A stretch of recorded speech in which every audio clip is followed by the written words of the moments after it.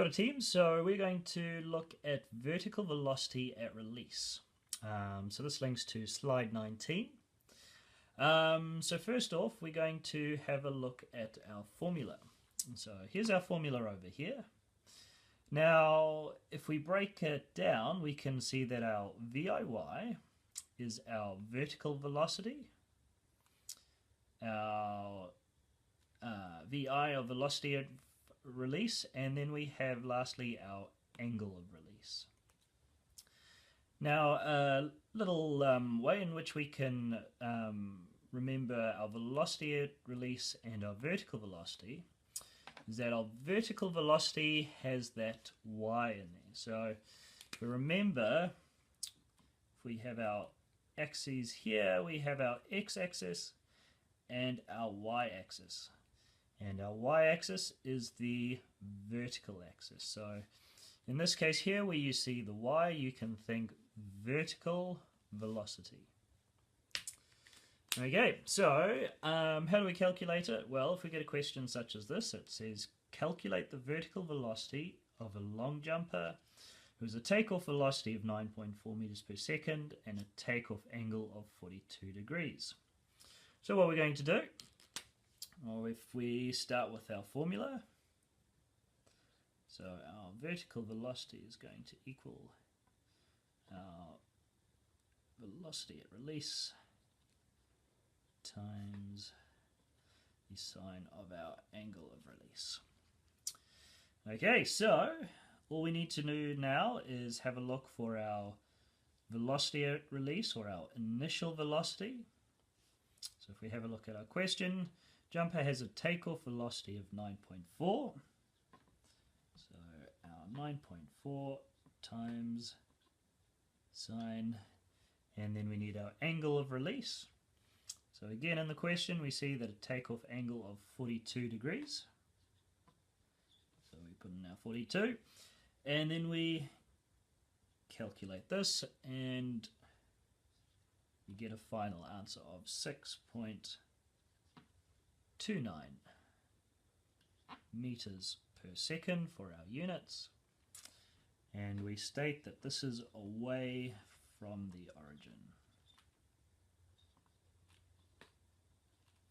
Okay, so what we're going to do now is look at the horizontal velocity at release. So if we have a look over here, just our formula, so we have our VIX is equal to VI times cos to our angle here. So we're familiar with the angle now, angle of release. Our VI we're also familiar with, so our velocity at release, or our initial velocity. Our new one here is our VIX. Okay, so VIX means our horizontal velocity. Again, if we think of our two axes here, so our x, so our x along the horizontal. Okay, so how are we going to calculate our horizontal velocity? So if we use this example question here, so the question states, calculate the horizontal velocity of a long jumper who has a takeoff velocity of 9.4 meters per second and a takeoff angle of 42 degrees. So if we take our formula, so our horizontal velocity is equal to our initial velocity, or the velocity at release, times our angle.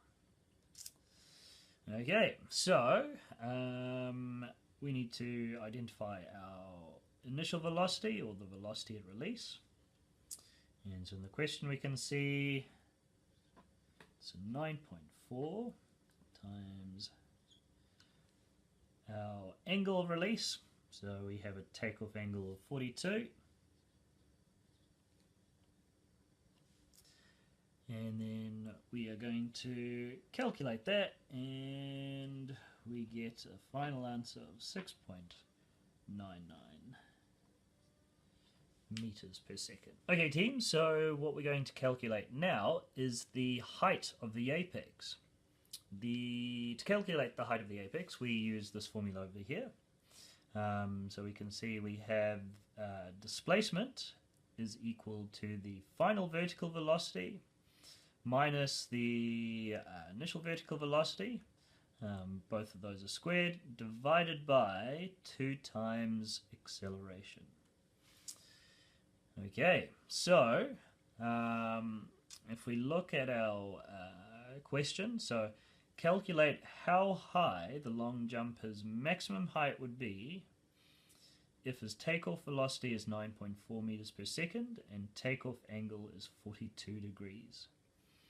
Okay, so our clue to see that we need to calculate the height of the apex is calculate how high. Okay, so when we see how high, we know we need to use this displacement formula here. Okay, so now that we've identified our formula, we're going to write it down.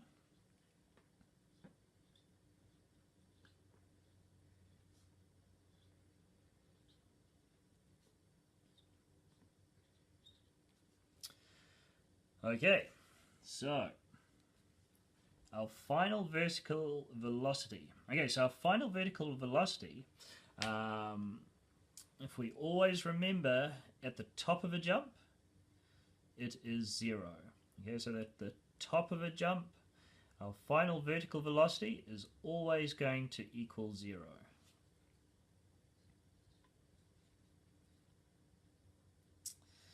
Okay, now our vertical velocity.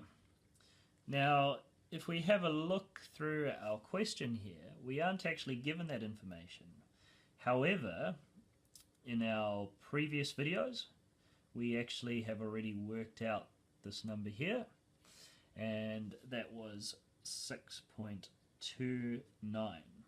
Okay, so remember, though it is not stated in your calculation, we've already previously worked out this variable here.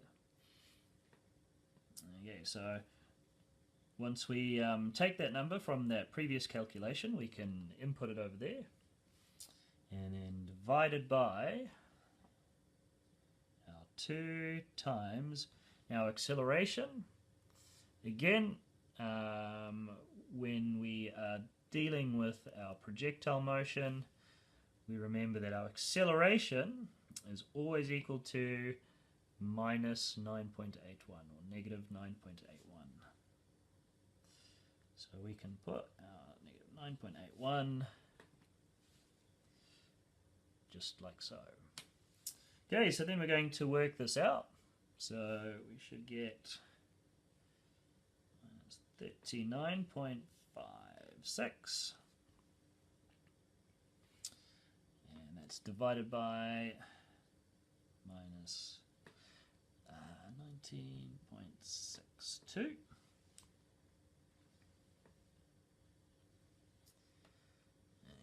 so if we go, just get rid of the brackets there.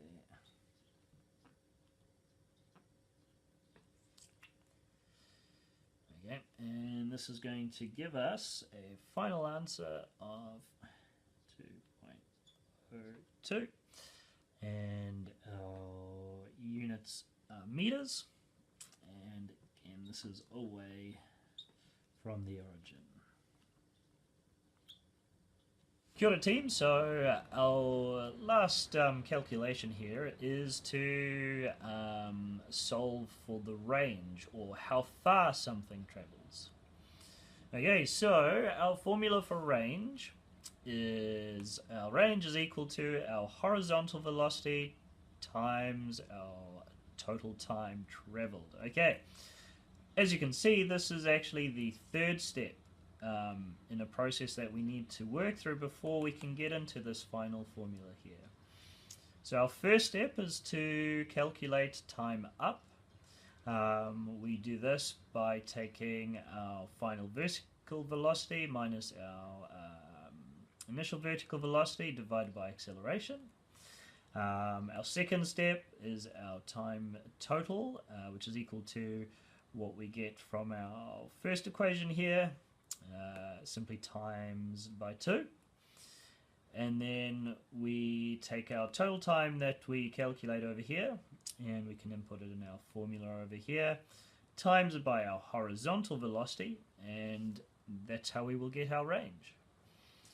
Okay, so if we work through an example of that, so our familiar question that we have now, so calculate how far the long jumper's jump will be if his takeoff velocity is 9.4 meters per second and takeoff angle is 42 degrees. Okay, so if we were to read that question, we can see calculate how far. How far tells us that we need to calculate the range. Okay, so we know that we need to work through those 3 steps. So our first step is to calculate the time up. So we will just pop our formula here.